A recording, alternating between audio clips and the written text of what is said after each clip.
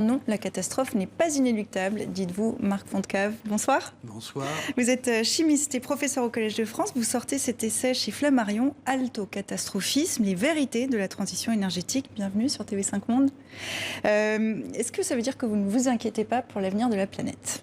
Ah si, je m'inquiète. Je m'inquiète tellement que je passe ma vie dans mon laboratoire avec des chercheurs brillants, des étudiants en thèse, à essayer de résoudre des problèmes, par exemple, de stockage des énergies renouvelables, de stockage de l'énergie solaire, parce que effectivement, le chemin est encore long. Mais vous dénoncez un catastrophisme. Est-ce que, par exemple, cette information qu'on vient de donner sur La Réunion, pour vous, c'est du catastrophisme ? Alors, je vais vous dire. Là, je vais être très très clair. C'est-à-dire que cette année, l'année prochaine, dans plusieurs années, vous allez annoncer qu'il fait chaud.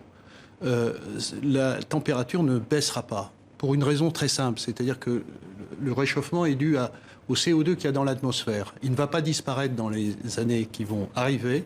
On peut diminuer nos émissions, mais la quantité de CO2, c'est un stock qui est présent dans l'atmosphère et qui est responsable de la haute température. Donc, annoncer tous les jours, tous les ans, un record de chaleur, ce n'est pas une information, c'est une réalité. Il y a quand même des relevés qui sont faits et qui montrent que quand même sur plusieurs décennies, ça augmente. Oui, pour vous, c'était une suite logique. Ah, absolument, c'est pas. Qu'est-ce que vous dites à ces jeunes qui manifestent dans la rue, qui s'inquiètent pour leur planète ?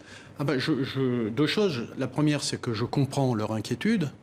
Et en même temps, ce qui est nécessaire, c'est qu'ils aient un peu confiance en la capacité de l'homme à résoudre les problèmes, l'homme dans toutes ses dimensions, c'est-à-dire aussi bien le chercheur, l'ingénieur, mais aussi l'entrepreneur, mais aussi le politique, tous mobilisés pour résoudre cette question. Manifester pour pointer du doigt des responsables, trouver le bouc émissaire, ça n'a pas beaucoup d'intérêt. Alors les responsables, ce sont les gouvernements aussi. La France est attaquée par des ONG, elle est retoquée par le Conseil d'État. Le gouvernement a 3 mois pour prouver qu'il respecte ses engagements. Qu'est-ce qui ne marche pas avec la France ? La France n'est pas très particulière de ce point de vue. Partout, les États n'ont de cesse que de présenter des engagements très très élevés qu'ils ne peuvent pas tenir, et donc tout le monde se retrouve dans cette difficulté de ne pas être à la hauteur des engagements.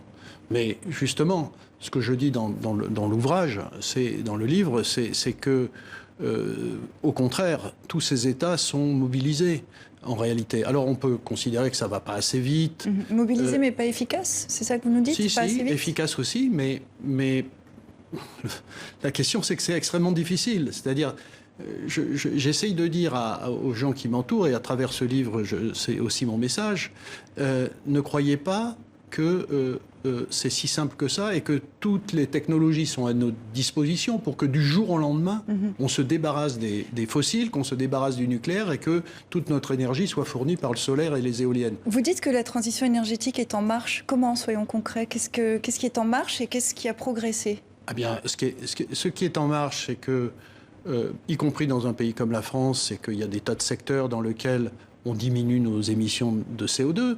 C'est insuffisant, bien sûr, mais c'est ce qui se fait dans la mobilité. Si vous regardez la consommation d'essence des voitures, si vous regardez dans les avions la consommation de kérosène, c'est une diminution continue. À nouveau, pas suffisante pour régler le problème du climat, mais c'est ça que je dis quand il se passe quelque chose. Si vous dites que ça n'est pas suffisant, ça veut dire que le problème est quand même là. Même si vous nous dites qu'il y a un catastrophisme, mais ça n'est pas si grave. En réalité, c'est grave quand même.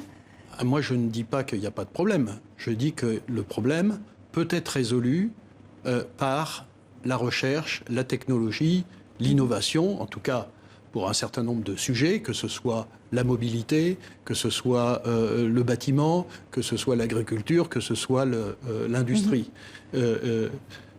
Mais, et de ce point de vue-là, j'ai un certain optimisme parce que je pense qu'en effet, à la fois la recherche et la technologie et à la fois l'entreprise vont contribuer à mettre sur le marché de nouvelles technologies qui vont répondre à ces questions.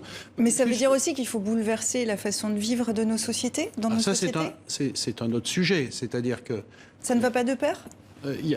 Ça fonctionne en même temps, si vous voulez. D'un côté, vous avez la nécessité de mettre sur le marché ou dans nos sociétés de nouvelles technologies qui soient économes en énergie, peu émettrices de CO2. Et puis par ailleurs, vous avez aussi à changer les comportements des gens du point de vue de leur consommation d'énergie. Voilà, donc c'est un ensemble. Mais à nouveau, vous voyez, juste un exemple.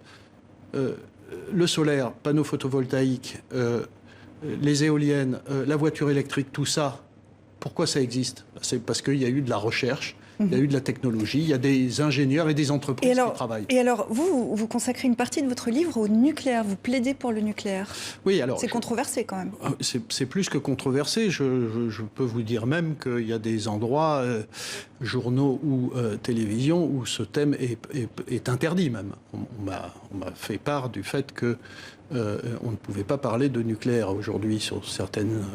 chaîne. Bon, c'est pas le cas ici. Non, donc pourquoi le nucléaire? Parce que qui dit nucléaire dit Fukushima, dit gestion des déchets.